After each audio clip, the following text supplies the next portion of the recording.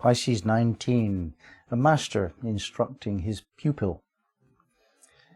The idea of spiritual guidance, where a seeker goes to a teacher and behaves in a particular way towards the teacher, this idea is as old as the transmission of knowledge has ever been.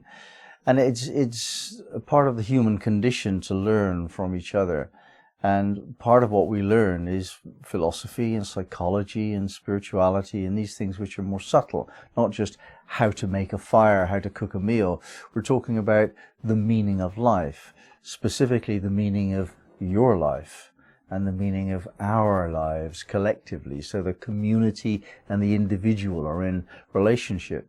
Now, a part of the community is the spiritual teacher within that community.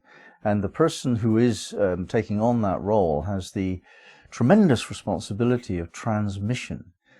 The idea that knowledge is transmitted is really important. It's not enough for us to learn what is the meaning of life, what is a spiritual life, what is God. In the end, we come down to an individual understanding of what we want that to be. It's a personal experience. This is true. And even though the passing on changes the form of the teaching, always, no teacher will ever teach the same as what his teacher or her teacher taught. It cannot happen. You can try your best to authentically represent the teachings that were given to you, but there will always be a spin. There will always be your own subjective personal experience on matters. And this is how the teaching evolves. It has to evolve to stay relevant according to the zeitgeist. Things change every year, every month even, in terms of what is real, what is law, what is morality. These change and evolve. And spiritual teachings have to keep up with that. They have to relate to current reality in order to be valid. If it cannot be taken into the long term, then it's not wisdom. It's just a current fad, an opinion, a flavor of the month. But true teachings evolve according to the needs of the moment. Now, of course, the great majority of people are interested to follow the rules, partly because they fear punishment if they don't, and partly because they are ambitious for the rewards that come to you only if you follow the rules. And these are the masses, the sheep, they follow.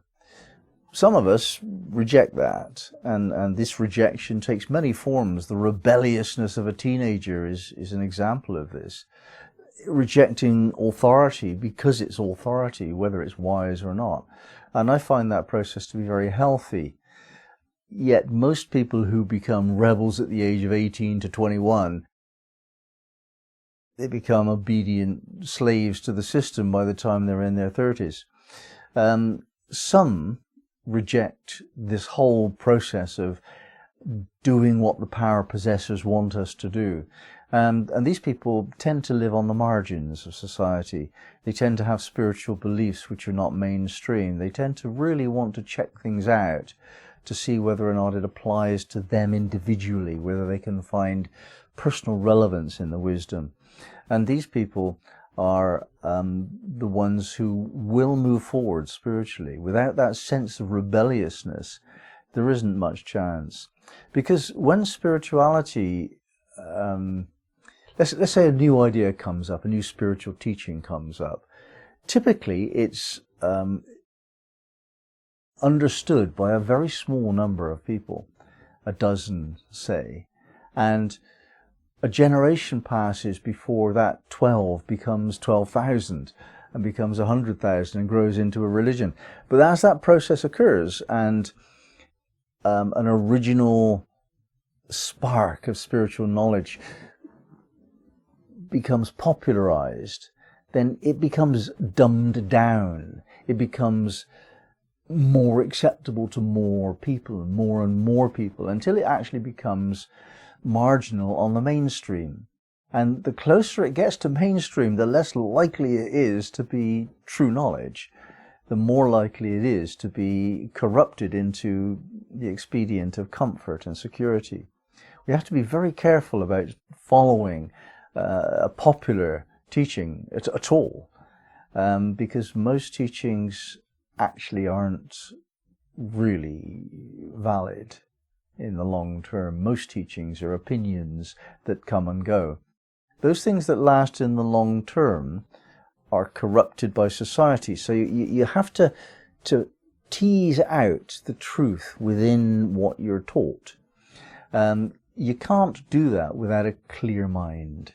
And so I would say the principal duty of a teacher, a spiritual teacher, is to enhance the clarity of thinking of the student.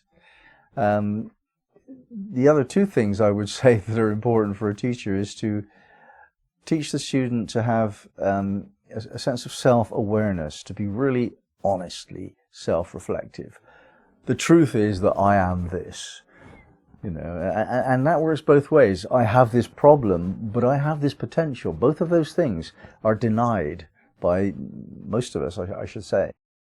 So we have to be honest about who we are in that sense of being different from everyone that we meet.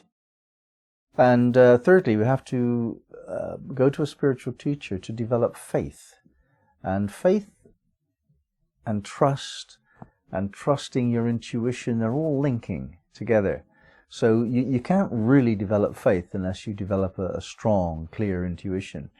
And the intuition that we have must be balanced with rational, logical thought. Those two things, when married together with a sense of self-appraisal, self-honesty, self-knowledge, these three things, they come together to be what you need if you are to open up spiritually.